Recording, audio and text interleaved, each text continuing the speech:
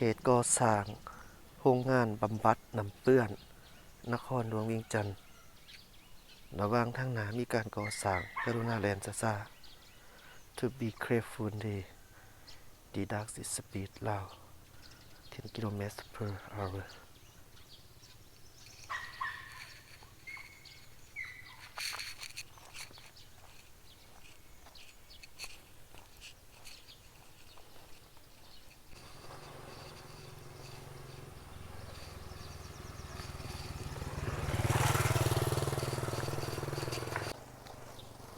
ฟ้าเฮือนหลังนี้งามแท้โรงงานบำบัดน้ำเปื้อน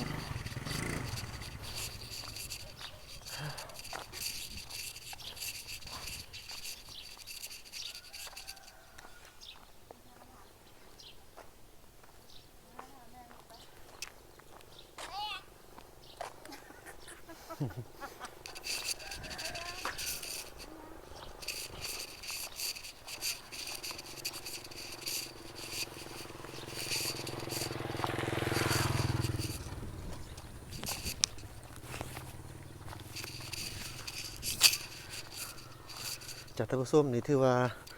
มันเป็นบึงอยู่แล้วนี่ท่านผู้ชมมันก็คล้ายๆคือกันกับบึงถาดหลวงถาดหลวงอย่างต่างๆนี่แหละนี่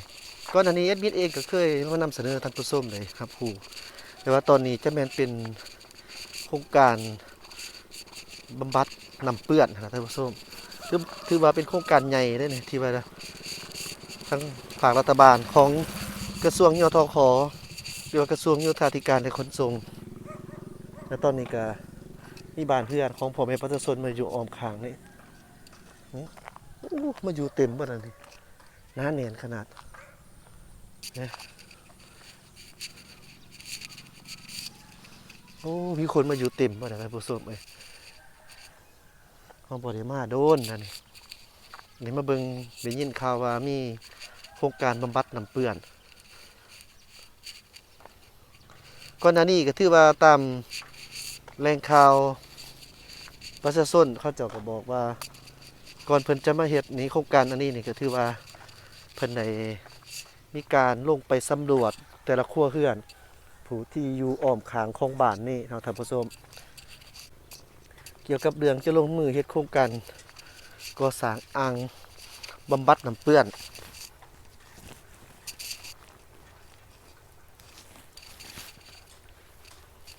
ตามการบอกกล่าวตามการสำรวจอย่างต่างๆท่านผู้ชมทางโครงการเองเพิ่นก็ว่าโครงการนี้แม่นนะครับการสนับสนุนจากต่างประเทศเช่นเดียวกันและก็มันจะบ่มีกลิ่นบ่มีหยังออกมาที่ว่าเป็นโครงการบำบัดน้ำเปื้อนที่ทันสมัยฉะนั้นเฮาก็มาเห็นเกิดขึ้นว่าบ่แม่นน้อยเด้นี่เพิ่น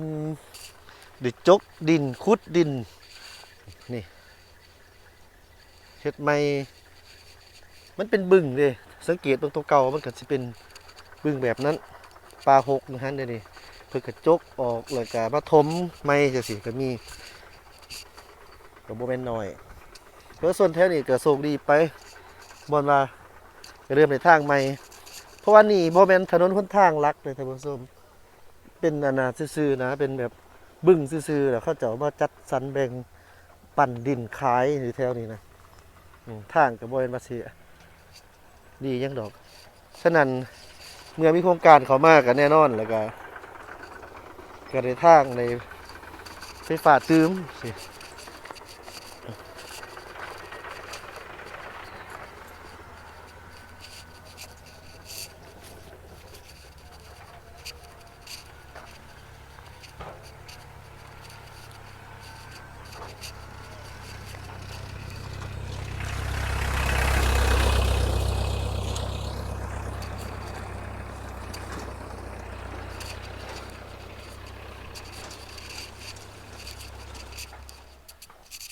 ่แม่นง่าย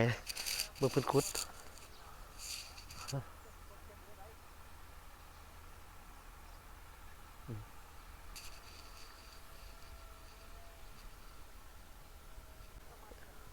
นี่ที่ว่าเฮาเห็นอยู่นี่มันเป็นก่อ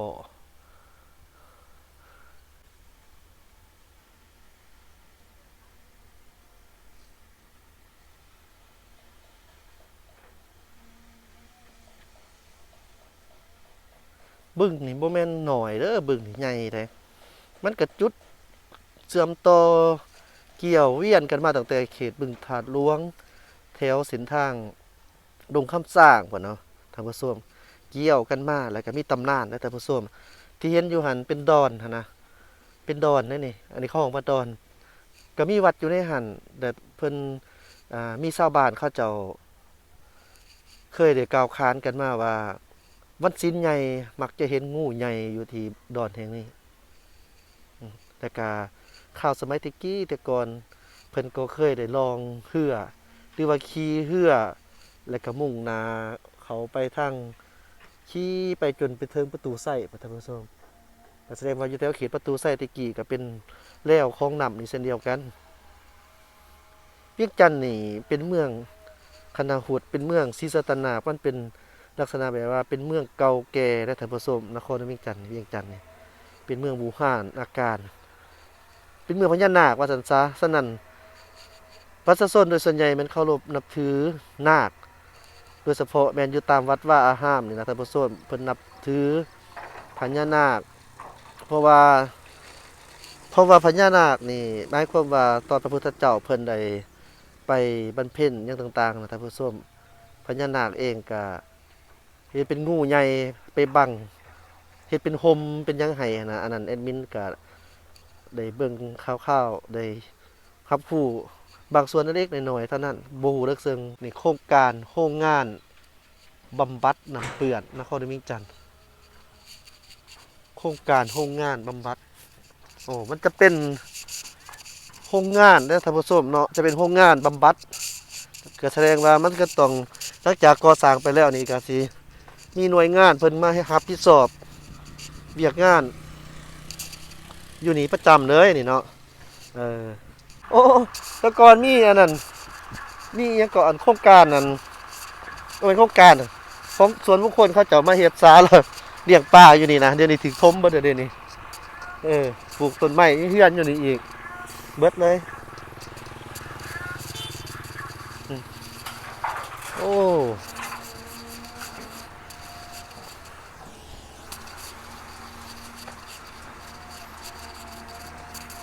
แอดมินตั้งจอดรถป้าไว้ด้วยท่านผู้ชมแล้วก็ย่างเอาได้นี่บ่ได้ขี่รถเลยเพราะว่าอยากเห็นทุกช็อตทุกมุมหั่นนะคันขี่รถเฮาก็สิบ่เห็นอิหยังนี่โอ้เพิ่นเฮ็ดเป็นทางไปพุ่นมาแต่พุ่นเลยนี่อนาคตเขตนี้ก็สิปูยากตื่มอีกนี่แต่เฮาก็สิบ่เข้าไปทางในดอกท่านผู้ชมเพราะว่ามันจะเกะกะเขามันจะเกะกะการเฮ็ดเวียกของเขา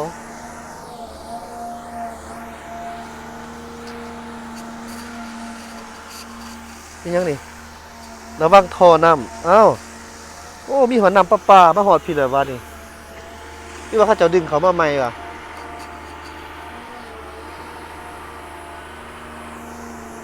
โอ้เขาเจ้าสิเฮ็ดทางใหม่เลยเด้นี่สิจกทางอ้อม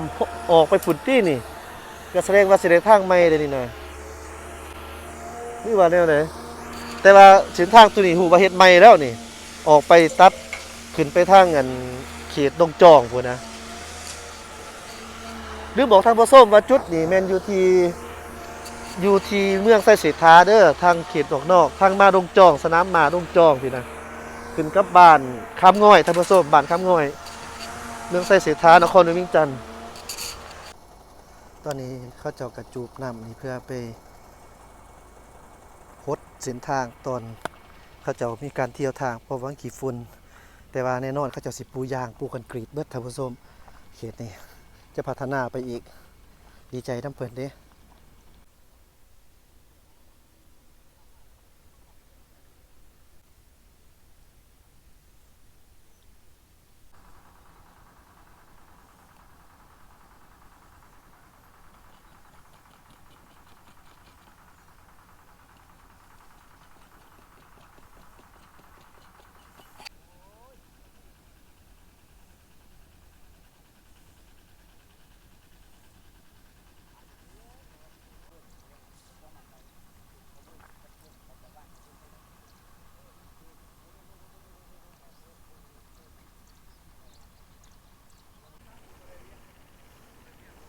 แต่ท่านผู้ชมตอนนี้เฮาก็ฮู้ข้อมูลที่ชัดเจนครับท่านผู้ชมข้อมูลที่ชัดเจนนี่ก็คือเพิ่นก็แน่นอนจะเฮ็ดเป็นโรงงานบำบัดน้ำเปื้อนหมายความว่าน้ำเปื้อนทุกสารทิศในนครเวียงจันทน์แม่นว่าจะไหลเข้ามาเต่าโฮมอยู่จุดนี่แห่งเดียวถือว่าเป็นจุดที่ใหญ่ที่สุดของนครเวียงจันทน์เลยท่านผู้ชมอนาคตนี่ถือว่าถ้าหากว่าเพิ่นบำบัดน้ำเปื้อนแล้วหั่นนะก็สามารถเอาน้ำเปื้อนหั่นนะก็เฮ็ดให้น้ำเปื้อนกลายเป็นน้ำสะอาดแล้วก็เอาน้ำสะอาดมาเฮ็ดเป็นน้ำประปาได้ท่านผู้ชมอันนี้คือโครงการที่เพิ่นกำลังเฮ็ดอยู่ตอนนี้แอดมินคิดว่ามันเหมาะสมแล้วก็เป็นตาหนาแบบว่าส่งเสริมที่สุดเลยท่านผู้ชมเพราะว่าจะมีการเกิดเส้นทางใหม่ขึ้นมาคือจังซี่เห็นแล้วทางใหม่แต่ก่อนบ่มีถนนหนทางก็เริ่มมีถนนหนทางใหม่ชาวบ้านเขตนี้ก็สิได้ใช้เส้นทางที่ปูยางปูคอนกรีตนี่ดีขึ้นเทื่อละก้าวเลยล่ะการพัฒนานี่นะจุดน้ำเสียทุกสายน้ำที่เป็นน้ำเปื้อนที่ไหลผ่านวนเวียนอยู่ในตัวเมืองนะท่านผู้ชมอีกเทื่อหนึ่งแม่นว่าจะไหลมาพี่จะไหลมาพี่ไหลมาเต่าโฮมอยู่จุดเซ็นเตอร์บอนเดียวเพราะว่านี่มันคือจุดใหญ่ที่สุดแล้วก็ถือกำจัดน้ำเปื้อนให้กลายเป็นน้ำที่สะอาดนี่แล้วก็มาบริการรับใส่ประชาชนคือเก่านี่ให้ผู้ชมเบิ่งเอาว่ามันกว้างใหญ่เพียงใดนี่อันนี้เฮาเบิ่งอยู่ในหูปภาพในกล่องซื่อๆได้แต่ผู้ชมแต่ว่าตัวจริงเนี่ยเบิ่งตัวจริงเนี่ยแห้งกว้างแห้งใหญ่ก็สมว่าเป็นจุดบอนเดียวนี่แหละมาเต่าโฮมอยู่นี่เบิดเลยนี่นะ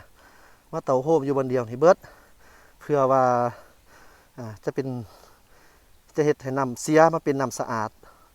สินะเอาบ้านเฮานี่ประเภทพวกน้ำนี่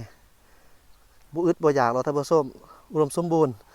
เดี๋ยวนี้ก็แห้งเฮ็ดน้ำบำบัดแบบนี้แน่นอนก็แห้งเฮาจะได้ใส่น้ำสะอาดเพิ่มขึ้นอีกสินะนี่จุดเขตนั้นก็แม่นสิขยายทางโอ้ดีใจน้ำเนาะอีกเท่านึงเด้อนี่เป็นโครงการของยทค.ของกระทรวงโยธาธิการและขนส่งทางภาครัฐบาลเพิ่นลงมือเฮ็ดเอง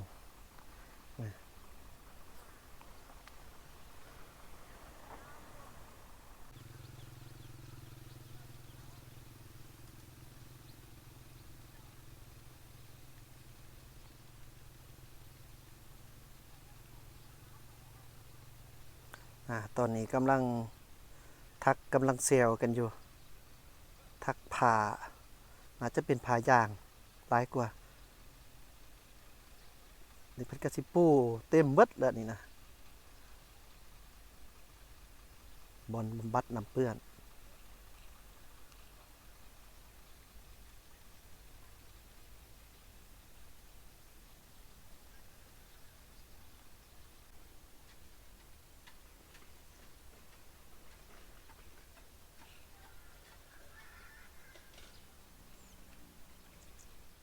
สบายดีมาหาปลาป่ะวานแหป่ะโอ้เพิ่นวานแหได้อยู่ป่ะ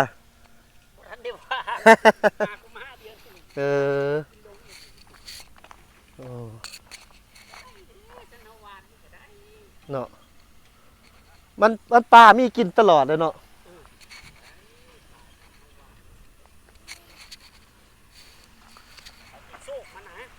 เออเออแมนเอาบัดต่อไปเขาเจ้ากระแสให้มาบานอยู่บ้านในโครงการนี้มาล่ะ